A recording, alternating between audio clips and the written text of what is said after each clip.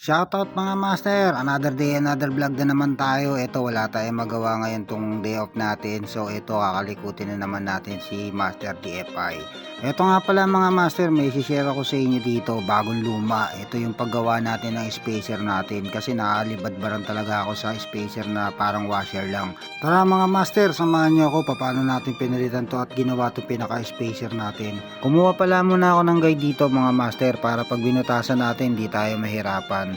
So dito bubutasan na lang natin yan ang pinaka drill bit natin. Ayan, isinakto natin yan dun sa lumang pinaka spacer ng JRP para sukat na sukat ang tornilyo natin. After nyan, kininis ko lang yung pinaka loob para kahit papaano mawala yung mga pinaka sharp na pwede tayong masugatan.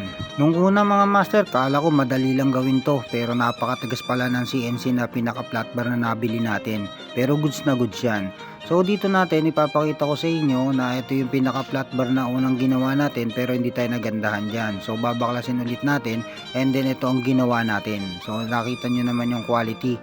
Kahit papano eksakto na yan dyan at hindi makalat at hindi na washer ang ating gagamitin. Importante din kasi mga master na magandang tignan yung pinaka shifter natin, hindi yung kalat-kalat na katulad ng mga washer.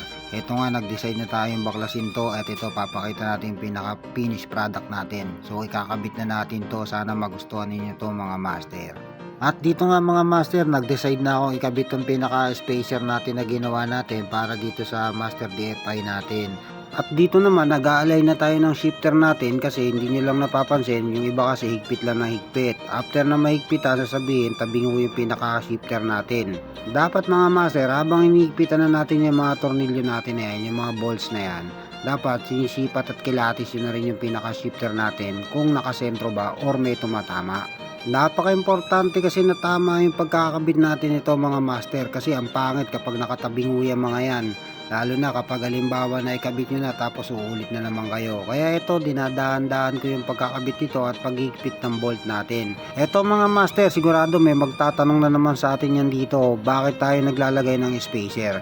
Kasi kapag naglagay tayo ng shifter mga master, tumatama yan sa chassis, meron yung tinatamaan. Kaya mga master, napaka-importante talaga ng spacer kapag magkakabit kayo ng pinaka shifter. Kaya yan mga master, napakaganda ng project natin kay Master DFI. Sana nakatulong sa inyo to at syempre hindi mawawala ang ating pinaghandaan talaga na isang montage.